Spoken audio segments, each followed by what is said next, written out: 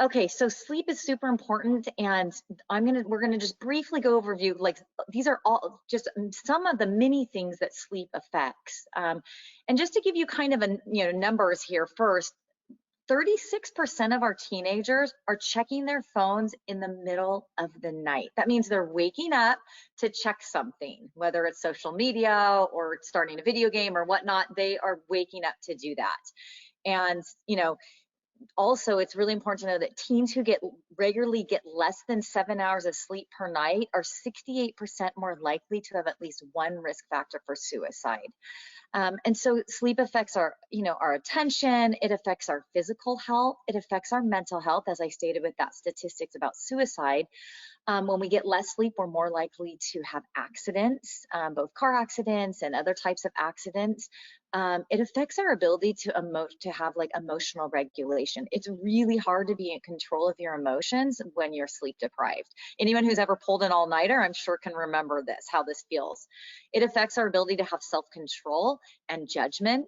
It also affects our cognitive abilities, so our abilities to learn.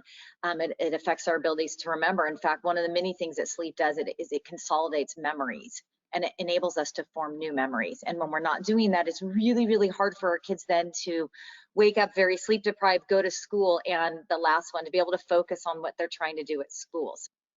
Excellent. Amy, this is such a helpful, deck and presentation for our parents. And again, I'd like to think about how we can operationalize and get our kids to, I think I often, I don't know about you, but when I'm working with parents, sometimes they say, we already let them have this. How do we, how do we go backwards? How do we retract what we've allowed in the past? Do you have any tips on if the parent, feels like it's a lost cause and they can't possibly extricate the phone or the screens out of the room? Any tips Well, I there? think, yeah, that's a great question, because I run into that question a lot. And I think one of the best things we can do as human beings, or as parents in general, is to say, you know what, I made a mistake. I'm a parent, but I make mistakes. And one of the mistakes I've made was allowing you to have your phone in your room at night. And I've read some research, or I've listened to these things that have made me think that maybe we need to change course. And I think just the humility of you as a parent by saying, I've made some mistakes, but we're going to do this better. And let's try an experiment. Let's see if it helps you, and try it for a month and see how everyone feels.